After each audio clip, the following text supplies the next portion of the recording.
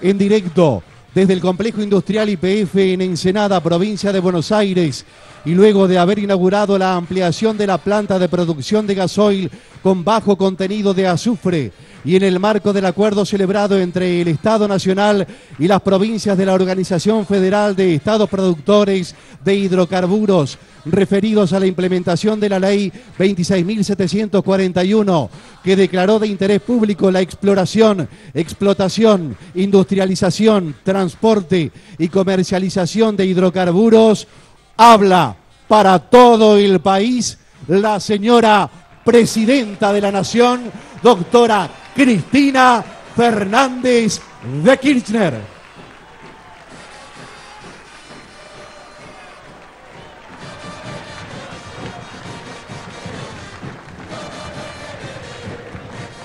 Gracias.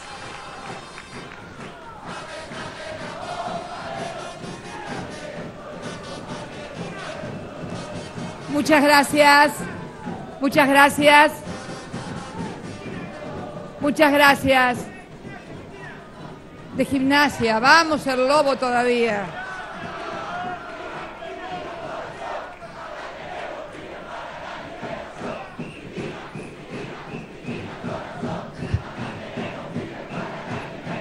Gracias. Muchas gracias. Muy buenas tardes. Muy buenas tardes a todos y a todas. Señor, chicos.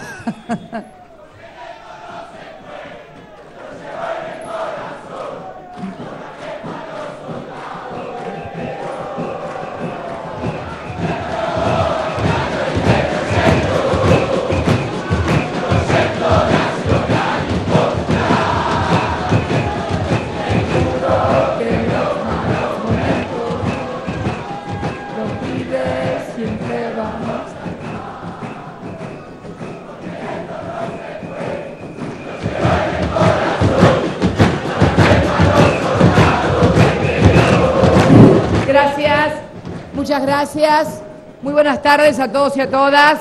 Señor gobernador de la provincia de Buenos Aires, señor intendente de Ensenada, señores gobernadores de las provincias integrantes de la Organización Federal de Estados Productores de Hidrocarburos, OFEPI.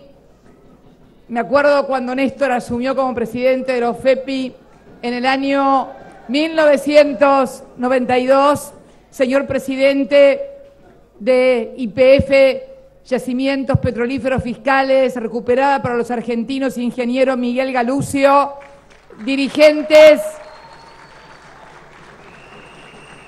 proveedores, dirigentes sindicales, trabajadores y trabajadoras de Yacimientos Petrolíferos Fiscales.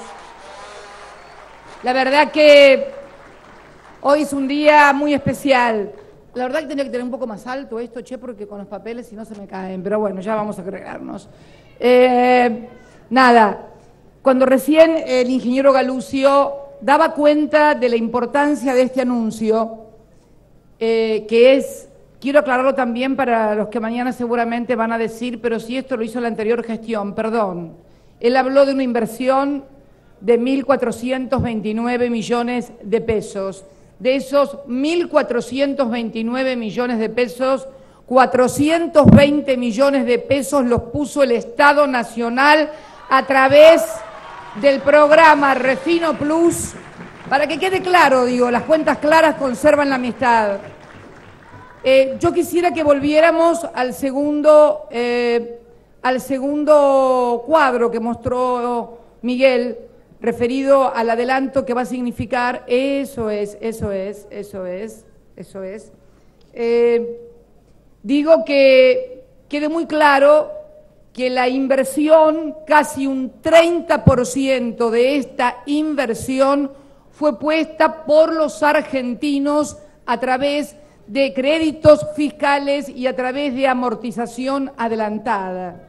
Y esto lo hacíamos cuando el 100% de la empresa le pertenecía a otros. Ahora lo seguimos haciendo, que también le pertenece al 51% de los argentinos representados por sus provincias. Así que tranquilidad en las filas para los que quieran decir que esto estamos inaugurando lo que hicieron otros. Las cosas se inauguran con plata, sin plata y sin promoción fiscal no hubieran hecho nada. Pero quiero detenerme en algo que marcaba Miguel en ese segundo, y permítanme porque tengo muchos recuerdos, voy a ser por ahí media desordenada hoy en la exposición, pero bueno, recién Miguel sostenía en este cuadro muy claramente que las refinerías estaban operando al 82%. Es decir, y nosotros vimos, y lo vimos, chicos, por favor, y lo vimos durante todo el año pasado, año de elecciones, y lo vimos también durante los primeros años los primeros meses del año, que había muchas colas en las estaciones de servicio porque faltaba combustible. Yo la verdad que pensaba que era parte, sinceramente, bueno, de lo que nos estaba pasando, de la importación, de esto, de lo otro, pero con las cosas que han venido sucediendo y que nos hemos venido enterando en estos tiempos, creo que también había en marcha un plan de crear malestar en la sociedad. Yo no me voy a olvidar nunca las palabras de la senadora Fellner, la hermana del gobernador de Jujuy, cuando se trató en el Senado de la Nación el proyecto de ley que finalmente culminó con la expropiación del 51% de las acciones, que mencionaba que desde que se tomó la administración de YPF dejaron de haber colas de vehículos en las estaciones de su provincia. Ella mencionaba el caso de Jujuy. Y todos recordaremos que además había en algunos medios de comunicación permanentemente el informe de que se acababa la nafta y entonces la gente iba. Me parece que había toda, y lo vamos a ver más adelante, con algunas cosas que surgieron a la luz, porque claro, cuando uno ingresa directamente y puede ver los papeles y ver las cosas, comienza a comprender un poco más algunas cosas que sucedieron o intentaron hacer en la República Argentina y que seguramente van a seguir intentándolo porque lo vienen haciendo desde hace mucho tiempo, pero también, como desde hace mucho tiempo, vamos a seguir trabajando y gestionando contra viento y marea para seguir adelante. Y la verdad que hoy estamos inaugurando esta planta, también lo estamos haciendo, porque para mañana lo van a remarcar también, por cadena nacional. ¿Y por qué por cadena nacional? Porque si no lo hiciéramos por cadena nacional, nadie se enteraría de estas cosas. Miren,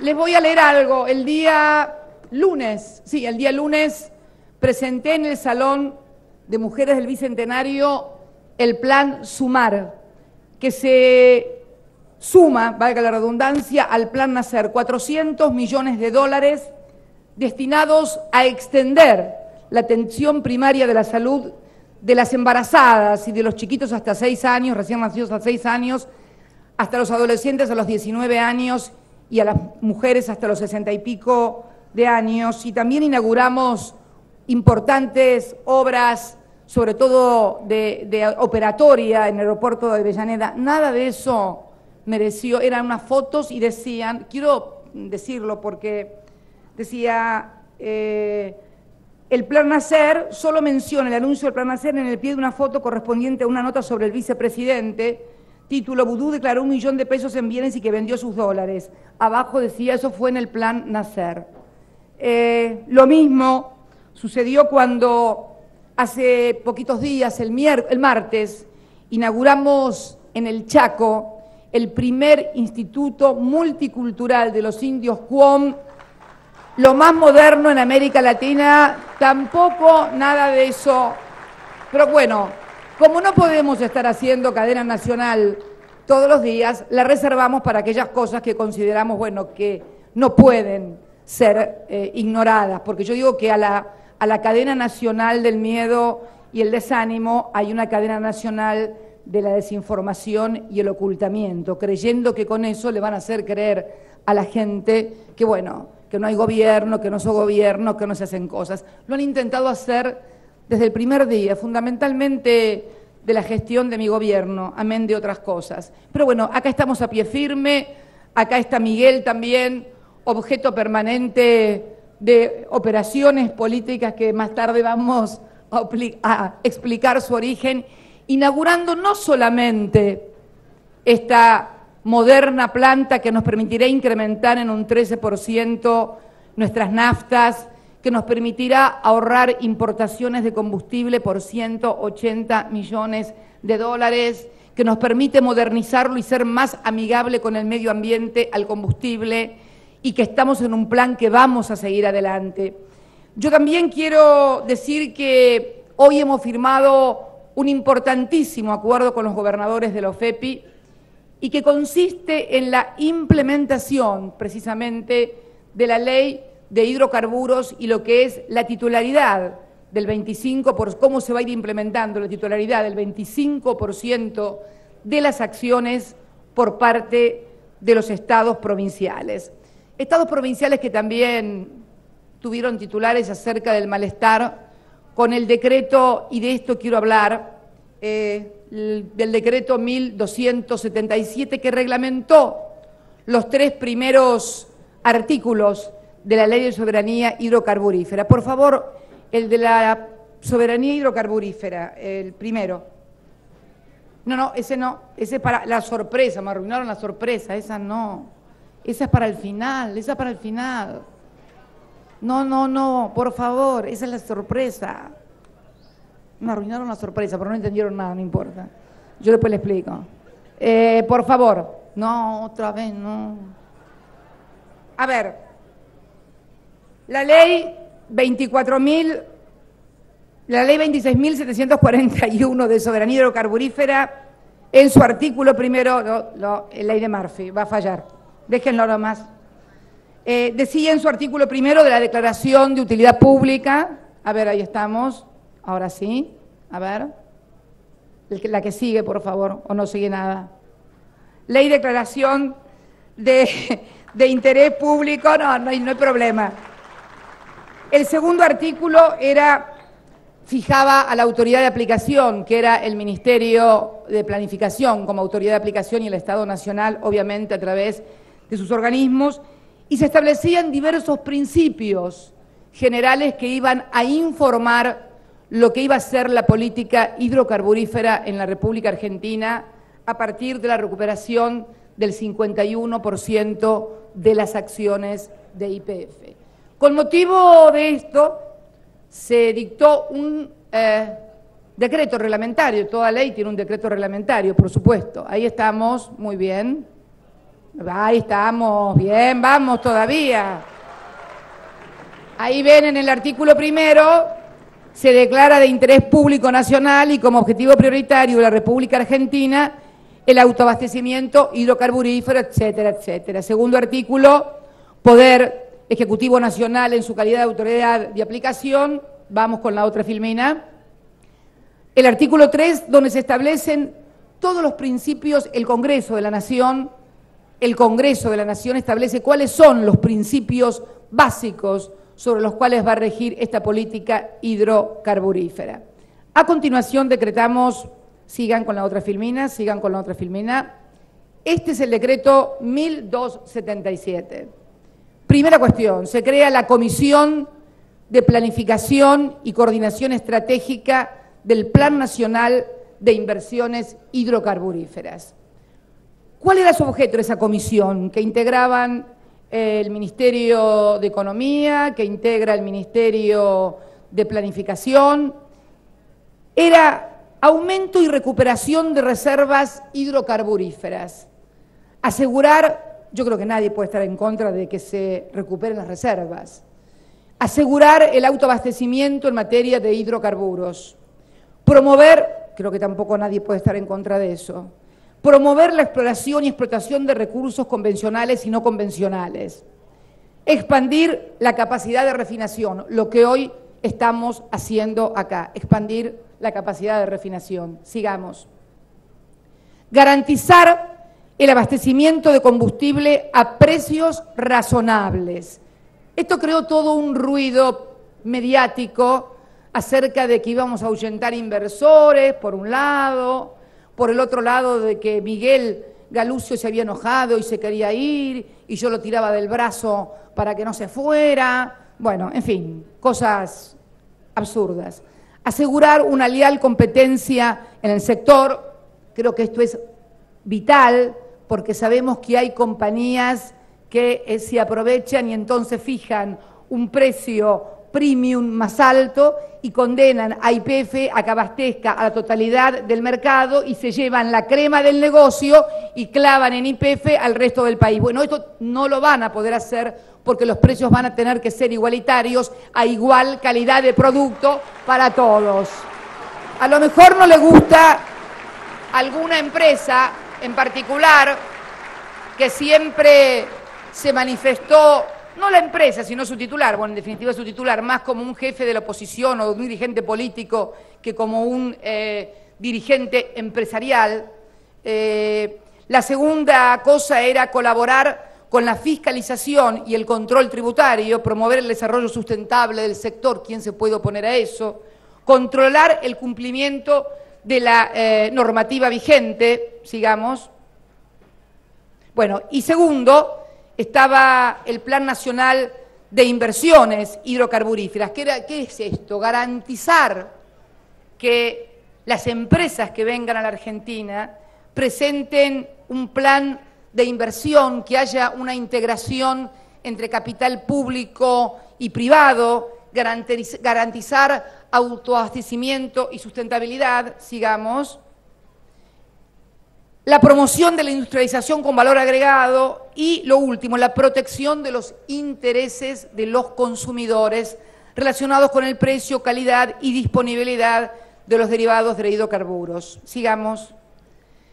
Crear un registro nacional de inversiones hidrocarburíferas. Todo esto lo decía el decreto 1277, sobre el cual se quiso montar toda una campaña, además de que Kichilov pasaba a ser una suerte de jefe del soviet petrolero argentino, aparte el apellido y el nombre lo ayudan, Axel Kichilov, decime si no parece Medvedev, todas esas cosas así que vienen de Rusia. O sea, daba bien para la sovietización del petróleo en la Argentina.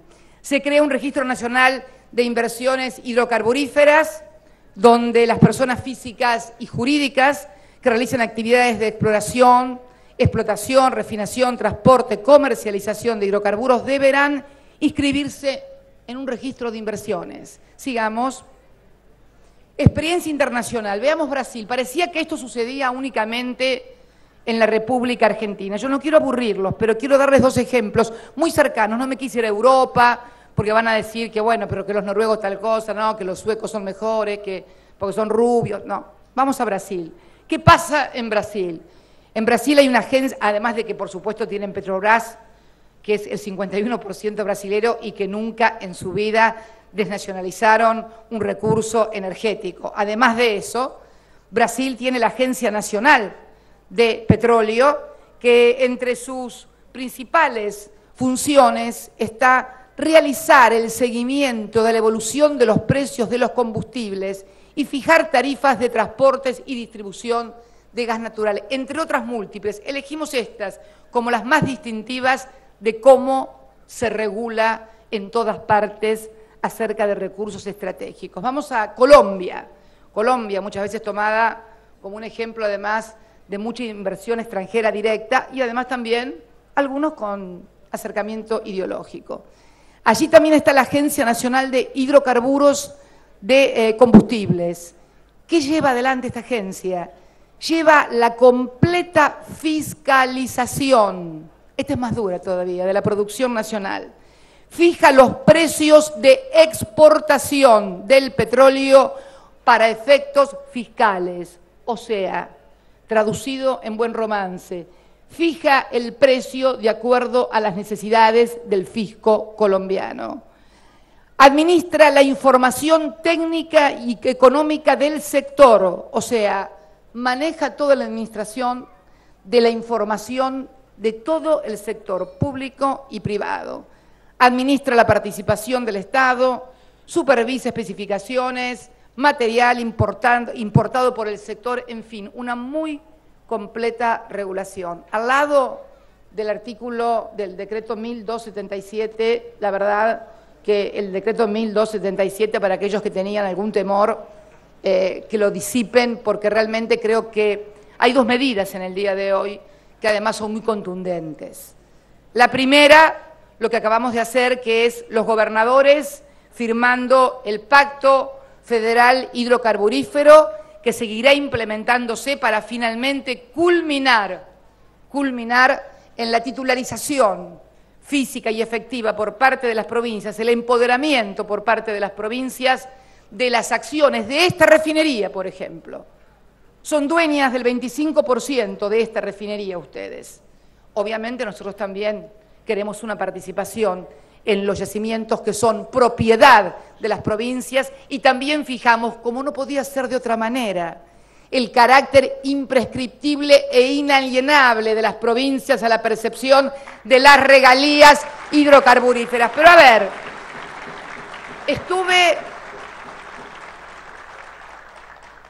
no estuve 35 años al lado de Néstor Kirchner y viví más de la mitad de mi vida, o casi la mitad de mi vida, en Santa Cruz, una provincia hidrocarburífera donde además peleamos punto a punto cuando nos tuvieron que devolver lo que nos debían. O sea, en realidad era absurdo plantear que alguien, por indicación o por un decreto, iba a firmar una cosa contraria a los intereses de las provincias, porque además debemos entender finalmente que no hay posibilidades de desarrollarse en las provincias, porque las provincias son dueñas de los yacimientos desde 1994, no es que aparecieron antes de ayer, pero recién a partir del año 2003 las provincias comenzaron a tener un desarrollo no solamente petrolero, sino fundamentalmente por lo que hizo un Estado nacional que concibe al país como un todo, desde La Quiaca hasta Ushuaia, y que concibe un proyecto de nación en el cual las provincias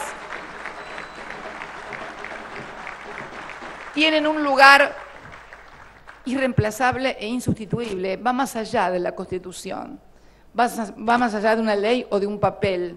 Es la realidad y es la historia de la Argentina. Sigamos, por favor. Este es el acuerdo para la complementación de la ley que acabamos de firmar, donde estamos firmándolo por un pacto de sindicación de acciones de 50 años, tal cual indicaba la ley, donde se establecen los derechos de las provincias y también cómo vamos a hacer para que las provincias incorporen yacimientos al patrimonio de todos nosotros, de YPF, para ser una empresa más fuerte. Porque además, negociando en conjunto y fundamentalmente impulsando una política de exploración y de explotación. Decía Miguel que hacía 15 años que no se perforaba un pozo de gas. Hemos vuelto a perforar pozos de gas después de 15 años. Pero además, a las provincias les interesa también tener el diferencial competitivo de la energía, porque una de las claves del desarrollo que hemos tenido en estos años, de la inversión que han logrado muchos en sus provincias, ha sido precisamente por el diferencial en el precio energético, no acoplado al precio externo, o sea, no costo de oportunidad, sino costo país, que nos permite entonces tener ventajas competitivas y ser una economía más competitiva. Y además, que los usuarios y consumidores que viven también en Santa Cruz, en Neuquén, en Salta, en Jujuy, tengan también la posibilidad de cargar combustible o de cobrar o de tener gas, que finalmente también está siendo subsidiado por el Estado Nacional. Estamos en deuda con algunas provincias como Formosa, como Chaco, como Misiones, como Corrientes, como el norte de la provincia de Santa Fe, que todavía no cuentan con red de gas natural, pero estamos trabajando en el gasoducto del norte y también lo vamos a hacer como hemos hecho tantísimas otras cosas más. Pero el miedo que tenían algunos acerca de cómo íbamos a intervenir en el mercado.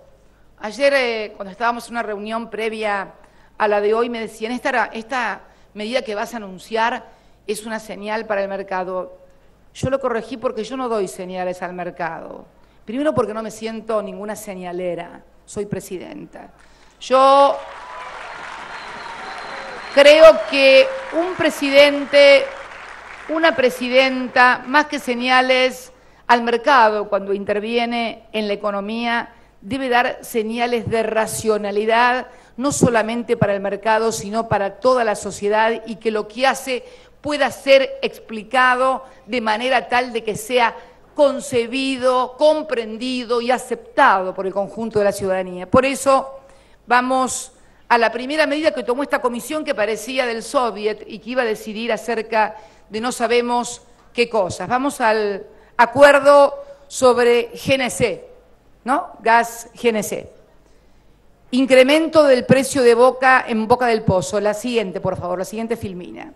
Durante muchísimo tiempo, vamos por favor, a la otra filmina que va a explicar mucho mejor la filmina.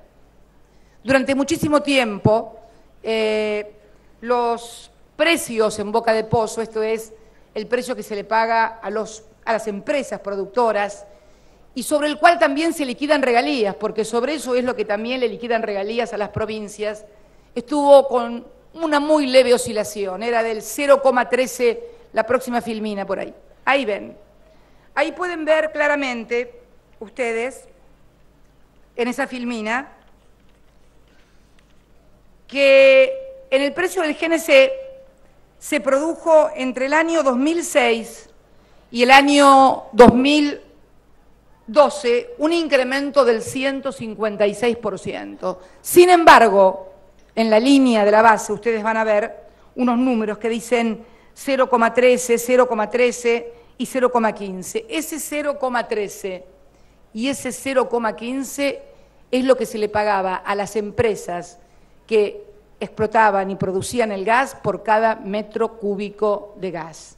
Y sobre ese 0,13 centavos, estoy hablando de pesos, centavos o 0,15 actualmente, sobre ese 0,15 le liquidaban una parte a las provincias de regalía.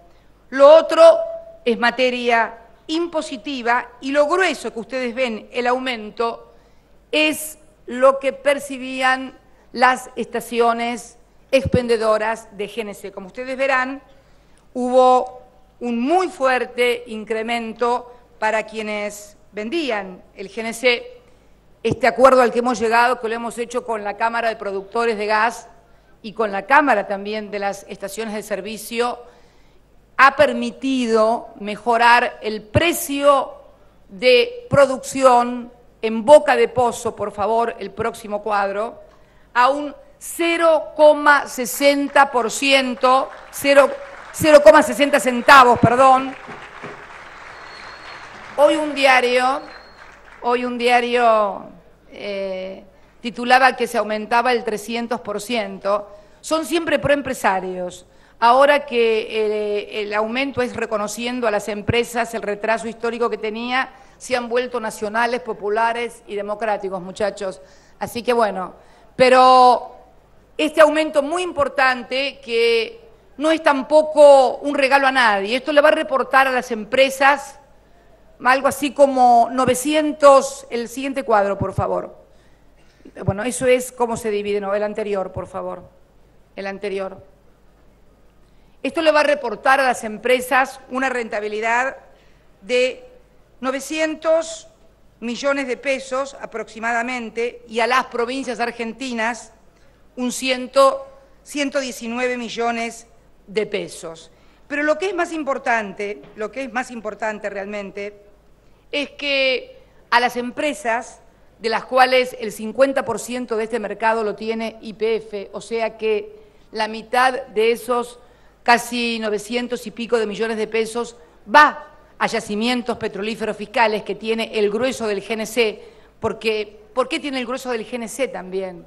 Porque es la que tiene que bancar el costo, porque el GNC es mucho más barato que la nafta, y entonces lo que es más barato se lo quedaba siempre YPF, o se lo queda YPF, y las otras empresas no se ocupan de esto. Vamos entonces que el incremento que es muy importante y que le va a significar a las empresas 900, va a ser a cambio de planes de inversión para la producción de gas. No se regala absolutamente nada a nadie, y tampoco va a impactar en el precio al consumidor, En los próximos 30 días vamos a estudiar todas y cada una de las situaciones de las empresas estacioneras, porque había un importante, esto es lo que hablamos nosotros de razonabilidad. Si vuelven por favor al cuadro de los precios, ustedes ven que no hay razonabilidad que quien produce se quede apenas con 0,15, lo siguiente es de impuestos y el resto se lo llevaba y se lo quedaba todo la estación de servicio. Para estas cosas queremos el decreto 1277, no para perjudicar a nadie, tampoco a los estacioneros, pero que sean estructuras de precios razonables y sustentables en el tiempo. Para que no digan que el Estado se queda con todo, porque van a decir, pero miren todo lo que le aumentó en impuestos de combustibles al Estado. Quiero leerles cómo se distribuye el impuesto a los combustibles en la República Argentina. El impuesto a los combustibles en la República Argentina va al ANSES, en primer lugar, el 21%, o sea, el 21% del total de lo que se recauda en materia de combustibles va para los jubilados. Esto que quede claro, para los jubilados. El resto, que es el 79%, se distribuye en rentas generales, en coparticipación federal, provincias, en Fondo Nacional de la Vivienda, provincias también, en vialidades provinciales, en Fondo de Infraestructura Eléctrica, en fideicomiso del Sistema de Infraestructura del Transporte, en Fondo Fiduciario para Subsidios de Consumos Residenciales de Gas, o sea, lo que consumen cada uno de ustedes en sus casas, y también en consumos de infraestructura hídrica. Como ustedes verán, las estructuras son muy complejas y cada vez que se toca algo hay que hacerlo con mucho equilibrio y con mucho cuidado. Pero realmente le hemos dado una mejora muy importante a las empresas productoras de gas, que esperamos que sea entendido y que respondan con inversiones, porque de la misma manera que tomamos decisiones de estas, tomamos decisiones de las otras cuando no responden.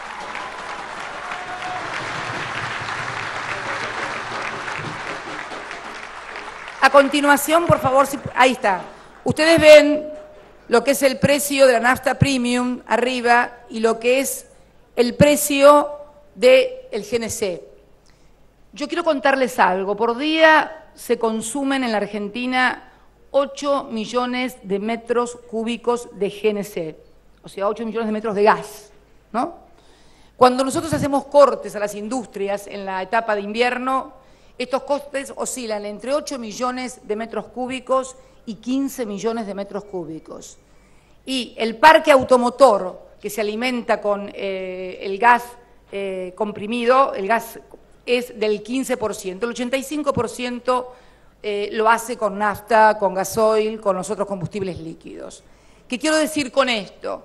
Que tenemos que ir cuidando el equilibrio, porque muchas veces por allí un trabajador, que es cierto, es más barato y va manejando su auto con GNC, a lo mejor tenemos que cortarle el suministro a su industria, a su fábrica, o a la fábrica que necesita de los suministros donde él trabaja en un taller, y por lo tanto esto tiene que tener todo un equilibrio para que pueda funcionar. Fíjense, estamos gastando 8 millones de metros cúbicos días para el 15% del parque automotor. Yo recuerdo, y esto es una anécdota interesante, que siendo Néstor presidente y siendo ministro de Economía quien lo acompañó en la primera etapa, hubo un proyecto, vos te acordarás, Julio, hubo un proyecto al que finalmente Néstor se opuso, y también se opuso el Ministerio de Planificación, de que todo el transporte público nacional y provincial tuviera GNC en lugar de gasoil. ¿Se imaginan lo que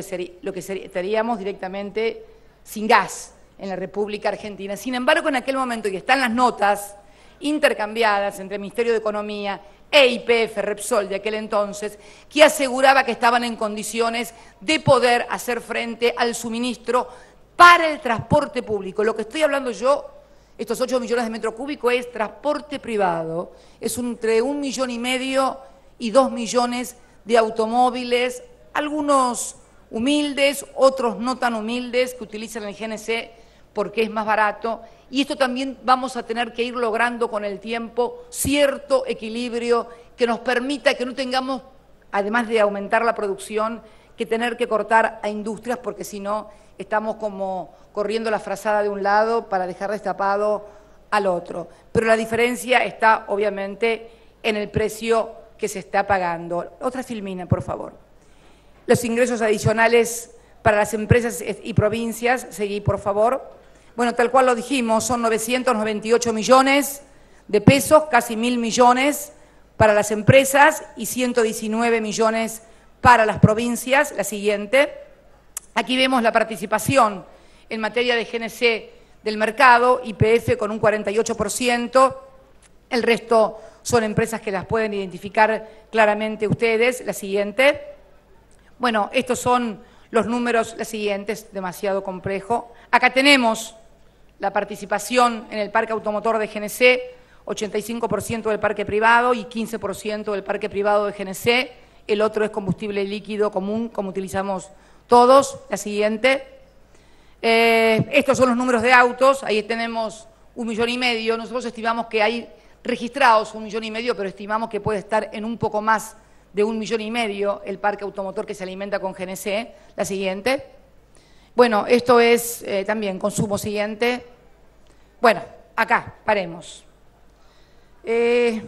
Acá viene, bueno, acá sí, claro, acá están todos ya más, más atentos. Sí, yo tengo que decir que en estos días, todos habrán leído, a ver la siguiente, por favor, acá estamos. Hace una semana, no por Dios, hace una semana, minuto por favor, que no hay que silbar ni nada, hay que escuchar. Cuando uno grita, no escucha, si no escucha, después no puede explicar. Bien. La primera apareció, creo, un sábado o un viernes, por un decreto de Cristina, o sea yo, el decreto 1277 famoso. No solamente estaban enojados todos los gobernadores, que parecía que me iban a venir en patota a la Casa de Gobierno a plantearme no sé qué cosa, según decían los diarios, yo no les creo, pues son unos caballeros además. Bueno, pero decían, por un decreto de Cristina, Galucio evalúa dejar YPF. Esto, ¿se acuerdan cuando el otro día explicaba en la bolsa todos esos rumores que se largan y que se vienen largando permanentemente, cómo perjudicaron a los ahorristas, a los tenedores de bonos que se desprendieron de bonos? Bueno, todas estas cosas también perjudican la imagen de la empresa, perjudican a su titular, que tiene que estar negociando permanentemente con otras empresas, con proveedores, con gobernadores, también con otros gobiernos, como estamos haciéndolo, por ejemplo, ahora con PDVSA en la realización de acuerdos, tienden a lo que se denomina limar la imagen de alguien. Al otro día dicen, Cristina convenció al presidente de YPF de que no presente la renuncia, aparentemente. ¿Dónde estás, Doris? No te veo, Doris, por acá. Ah, Doris, ahí está, siempre ella pobrecita acá. Bueno, Doris es Doris Capurro, segura, era, como es amiga mía, yo hablé con él, todo esto dice la nota. Como ella es amiga de, habló con él, lo convencieron, yo le voy a contar la verdad. En realidad estuve a punto de pedirle la renuncia a Galucio, pero no fue cuando dijo Bonelli, fue hoy, cuando antes de venir acá, me dijo que yo me tenía que poner un casco y un overol para entrar acá a la planta, y yo le dije, discúlpame, pero yo con el casco y el overol no me lo pongo, y ahí sí que me parece que Bonelli va a tener razón, le digo, porque no pienso ponerme ningún casco ni ningún overol. Y luego, la otra nota que habla de, a ver, permítanme, el relato épico sobre YPF. Bueno, ahí es el relato, está Moreno, hay otras 20 notas más ya no vinculadas con YPF, pero Bonelli, lo quiero nombrar con nombre y apellido, nunca lo acostumbro a hacer, pero lo tengo que hacer.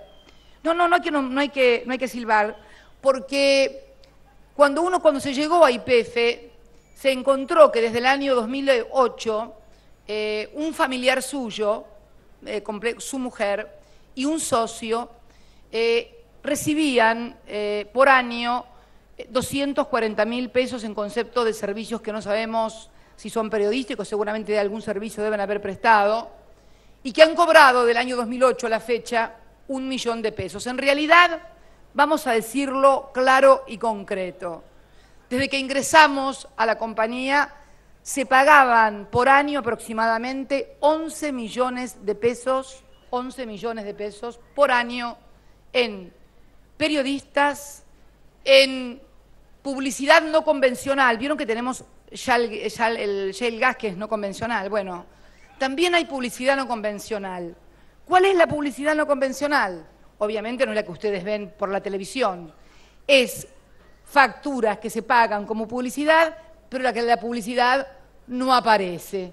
Así que también hay un nuevo concepto, publicidad no convencional. La pagás, pero no aparece. Entonces, cuando uno ve estas cosas, cuando uno advierte estas cosas y cuando ve cómo manejan la información, yo digo que debería haber una ley en la República Argentina que obligara, así como nos obligan a los funcionarios públicos a declarar nuestros bienes, y está muy bien que los declaremos y que sean públicos, al primer poder, que es el Poder Ejecutivo y sus funcionarios, al segundo poder, que es el Poder Legislativo, que también lo debe hacer, al tercer poder, que son los jueces, y que también hacen sus declaraciones juradas, más allá de que no pagan impuestos, de ganancias me refiero.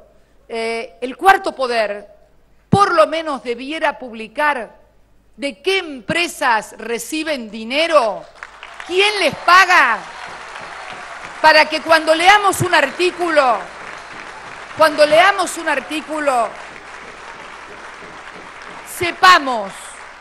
sepamos. ¿Saben por qué? Porque uno observa, no solamente en este ámbito de YPF, nos tocó YPF porque hoy estamos hablando de YPF y porque realmente las cosas que se han escrito sobre Axel, sobre la relación de Axel con Miguel, que yo no lo recibo a Miguel, bueno, cosas casi culebrones mexicanos, que pueden parecer muy simpáticos, pero que en realidad tienen la misma función que tuvieron y que hicieron vender los bonos a los tenedores, a los ahorristas para perjudicarlos, es perjudicar a YPF. Y realmente alguien que fue empleado del año 2008 de Repsol YPF, su mujer o su socio, debería tener por lo menos la dignidad de no escribir o por lo menos manifestar que está enojado que porque no renovaron el contrato hacen este tipo de notas.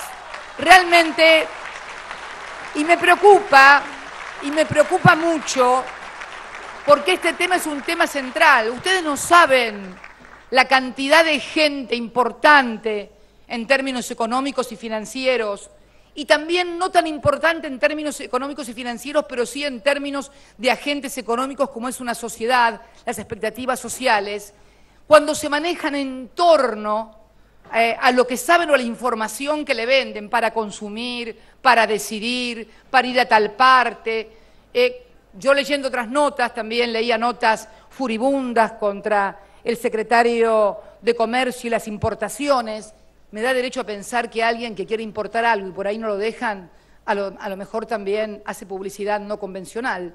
Y todos en general, cuando uno ve cómo actúan exigiendo o que devalúen o que vendan o que compran o que el Estado debiera hacer tal cosa, y todo siempre vinculado a demandas de distintos sectores económicos con intereses concretos, que van desde lo financiero, que van desde los sectores exportadores, que van, en fin.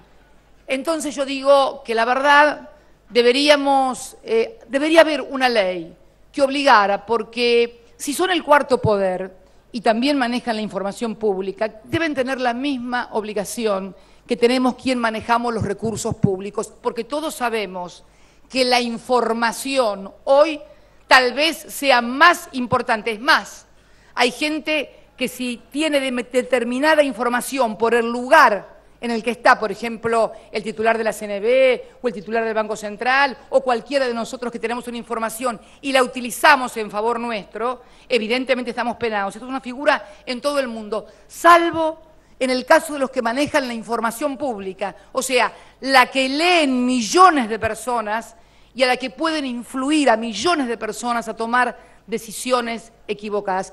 Y no quiero generalizar porque sería injusto que yo me refiriera en estos términos a todos los hombres y mujeres que trabajan en los medios de comunicación.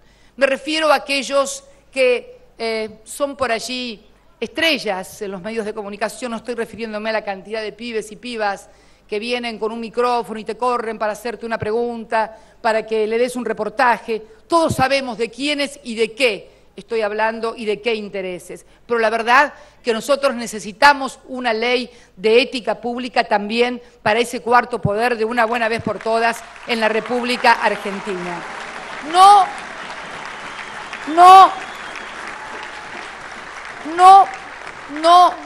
para no decir nada, al contrario, no, simplemente para manifestar si reciben dinero de alguna empresa o si tienen alguna inclinación política. Por ejemplo, en Estados Unidos los diarios pueden definirse a favor de tal o cual candidato, pero deben hacerlo explícitamente, y yo me acuerdo que en la campaña presidencial, en la última, Washington Post y The New York Times habían definido públicamente en sus editoriales que apoyaban la candidatura de Barack Obama, y eso no está mal, eso está bien, eso es parte de la democracia, eso es parte del funcionamiento democrático del sistema de medios de comunicación. Lo que está mal es, bajo una pretendida pátina de independencia, estar sirviendo a intereses inconfesables. ¿Y por qué digo inconfesables? Porque si pudieran decirlos, lo dirían, pero no lo dicen, lo ocultan.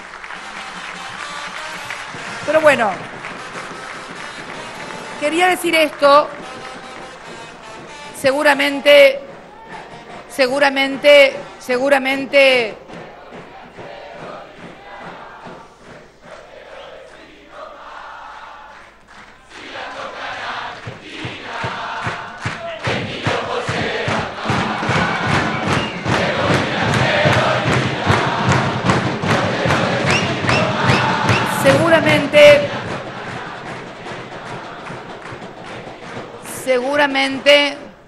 mañana salgo con colita de diablo y cuernitos de algún caricaturista seguro, bueno, en fin, cosas a las que ya estoy acostumbrada. Pero la verdad que es necesario, para profundizar la democracia, abordar estos temas. Es necesario abordarlos porque están haciendo crisis en serio en todas las sociedades.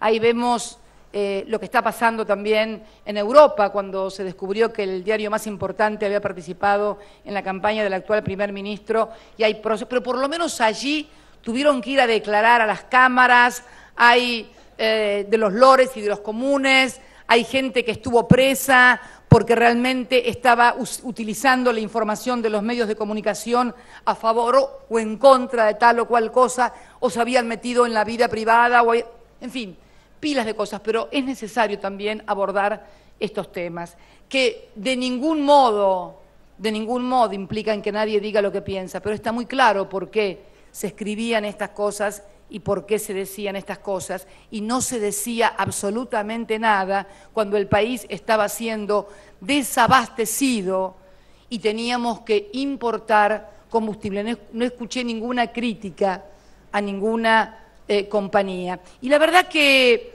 nosotros también hemos tenido mucha paciencia, porque no hemos hecho tampoco críticas furiosas cuando nos tocó hacernos cargos de Aerolíneas Argentinas, que lo tuvimos que hacer al 100% luego de una empresa vaciada, y donde sus ejecutivos fueron defendidos aquí, allá en su país, y que hoy, bueno, uno de ellos falleció ya, pero ambos estaban procesados, no por delitos cometidos en la Argentina, sino por delitos cometidos en la propia España. Entonces, quiero reflexionar junto a todos ustedes sobre este inmenso esfuerzo que estamos haciendo, que hace Miguel con todo su equipo, Axel, el Ministerio de Planificación, ustedes como trabajadores orgullosos aquí mostrando la ampliación de la refinería, lo que los argentinos ponemos en esperanzas, ilusiones e impuestos, porque en realidad creo que esto merecería no acompañamiento del gobierno, que yo no necesito que ningún medio de comunicación me acompañe, simplemente que informen con veracidad y con corrección al conjunto de la sociedad. ¿Sabe quién se lo merecen?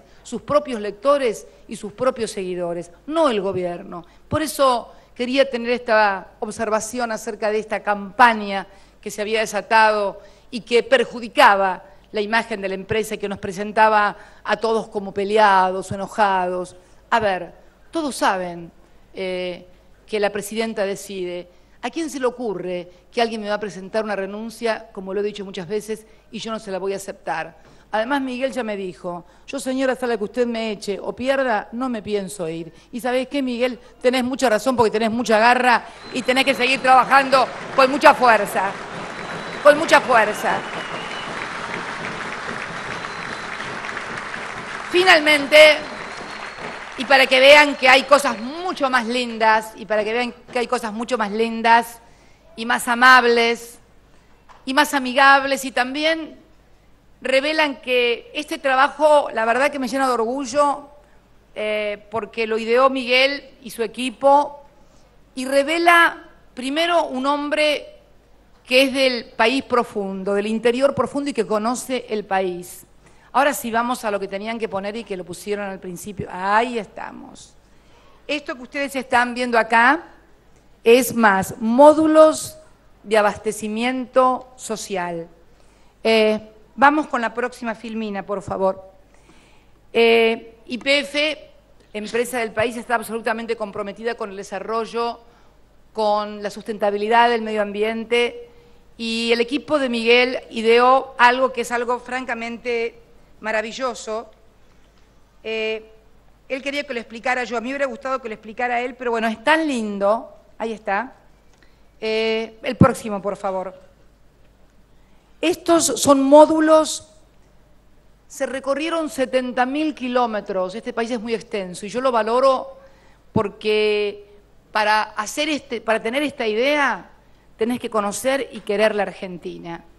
Por eso la dirección de YPF tenía que ser de un argentino, tenés que quererla y tenés que conocerla, porque si no la conocés tampoco la podés querer. Para esta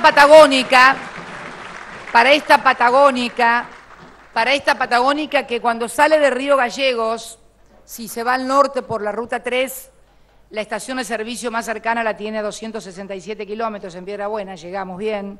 Si me voy para Calafate la tengo a 180 más o menos en La Esperanza y me bajo a tomar un café y a comerme un rico alfajor.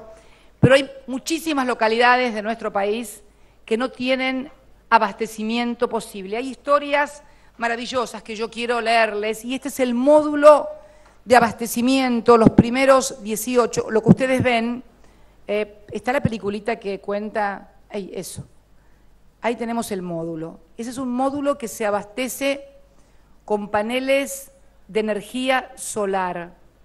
Va a estar en localidades a las cuales no hay posibilidades de tener ni siquiera cerca una estación de servicio. Este año vamos a empezar y el que viene con 18, ¿no, Miguel? Miguel con 18. Empezamos con 18 y un poquito más, por favor. Estos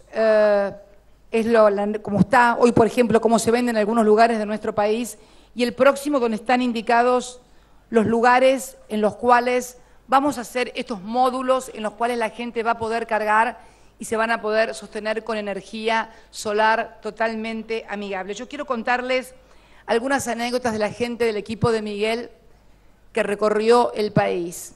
Esta Argentina profunda que tanto necesita de hombres que la entiendan, que la conozcan, que la quieran y que trabajen por ella.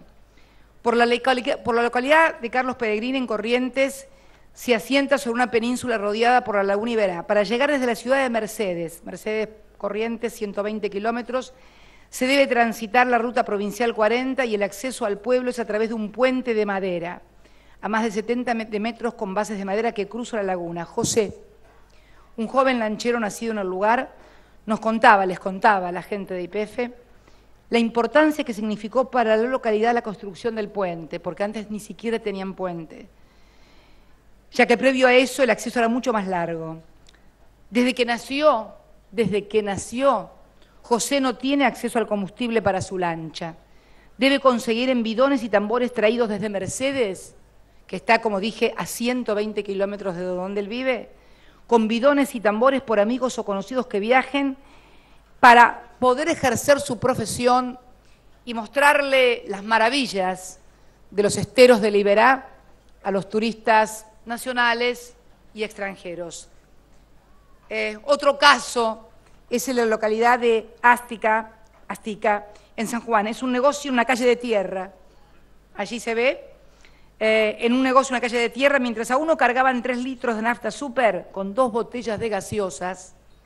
Digo, qué increíble esto. ¿Te das cuenta? Si vos viviste toda la vida, no tengo nada con los que viven en Santa Fe y Callao, por Dios, pero si vos viviste toda la vida en Santa Fe y Callao, no puedes entender nunca esto. Este es el país, les puedo asegurar, el país más profundo y tal vez, paradojalmente, el menos demandante. El que cuando llegás, en lugar de recibirte de un piedrazo, como estaría por recibirte cualquiera que estuviera acá cerca y estuviera en una situación parecida, te están esperando con un mate, con una mirada o tendida la mano. Es increíble, pero uno lo puede experimentar. En esta localidad cargaban 3 litros de nafta súper con 2 botellas de gaseosas y un embudo. El otro señor le preguntó a la empleada si sabía si la calidad de todos los combustibles era parecida. Y le dijo, esta es muy buena, es YPF. Es como decía Miguel, los argentinos tenemos un ADN YPFiano. Cuando el mismo empleado de YPF estaba comprando nafta en otra de las localidades, el mismo que iba haciendo, digamos, el relevamiento, le dijeron que eran los últimos 3 litros que quedaban y justo apareció otra persona que quería cargar. Y como el hombre de YPF tenía para llegar al próximo pueblo, le dijo al empleado que le diera esos litros al que acababa de llegar. Y el empleado le contestó, no hay problema, lléveselos usted. ¿Escuchaste? Le dijo, oh, no, sí, me lo quedo. No hay problema, él es del pueblo. Siempre guardo un poquito para la gente de acá. Estas son historias de todos los días que pasan en la Argentina.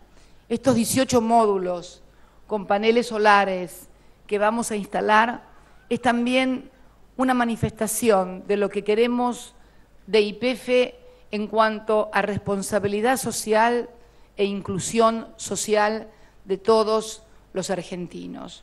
Por eso quería, en este día tan especial, en este lugar tan especial, cuando venía bajando del helicóptero, uno de mis secretarios, que se ve que nunca había venido por acá, me preguntó, che, ¿todo eso también es de YPF? Y claro, nene, le digo, eso es la destilería.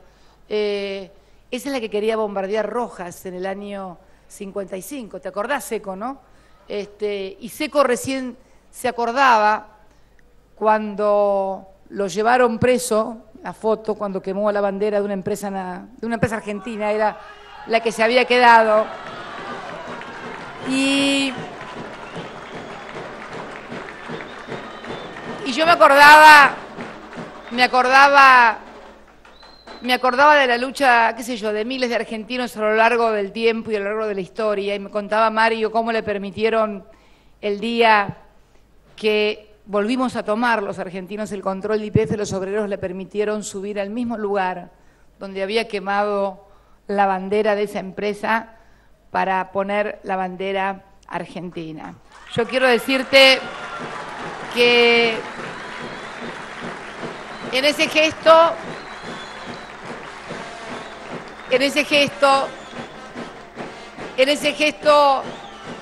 está condensado lo que sienten millones de argentinos. Y finalmente quiero decirles, por favor, Ley de Soberanía Hidrocarburífera, Decreto Reglamentario 1277, que nadie los engañe, que nadie les mienta más, que nadie los asuste.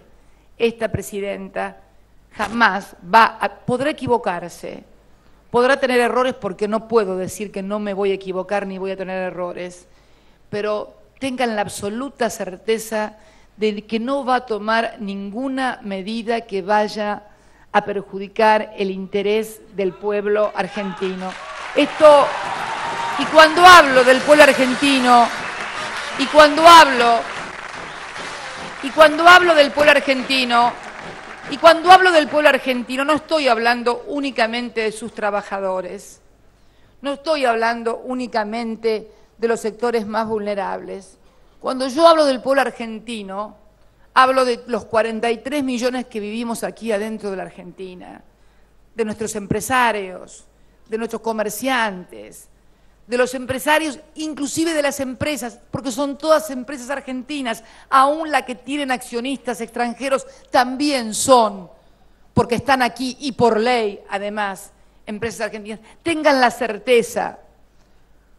certeza absoluta de que vamos a seguir en la misma línea que hemos dado en estos 9 años. Yo a veces cuando escucho que hacemos algo me dicen, ay, ¿por qué no lo hicieron antes? Pero la verdad es que es increíble, es como que en algún momento alguien debería parar de gestionar porque hizo todo. Vamos a seguir haciendo cosas hasta el último día que estemos en el gobierno. Y esto es lo que realmente legitima a un gobierno. ¿Por qué antes no se hacían tal cosa? Y por qué antes a lo mejor no estaba dada la relación de fuerzas de un gobierno para poder hacerlo. O alguien creía que nosotros podíamos, por ejemplo, en el año 2008, decidir la recuperación del 51% de YPF. Por favor, es como preguntar, o si pudiéramos preguntarle a Belgrano, a Monteagudo, ¿por qué lo hicieron el 25 de mayo de 1810, y no lo hicieron el 20 de junio de 1805? Y porque seguramente estaban haciendo alguna otra cosa para salvar a la patria y para trabajar por sus compatriotas. Pero es increíble, pero hay una lógica tan absurda, hay una lógica tan absurda, que lo que hacemos acá desacelera la economía. Entonces, ¿qué hay que hacer? ¿Lo que están haciendo en Europa? La pregunta es, ¿lo que están haciendo en Europa? ¿Lo que están haciendo en Estados Unidos? Pero si está mal lo que están haciendo allá, y también está mal lo que estamos haciendo acá, que es exactamente lo contrario de lo que están haciendo allá, yo me pregunto a esto, suerte de cataflorismo muy interesado, ¿qué es lo que hay que hacer? ¿Por qué alguien no explican lo que harían? ¿O por qué, ya que tienen la solución, no se van o no lo explican en Europa o en Estados Unidos? Porque si mejora Europa y Estados Unidos, indirectamente nos ayudan también a nosotros a mejorar.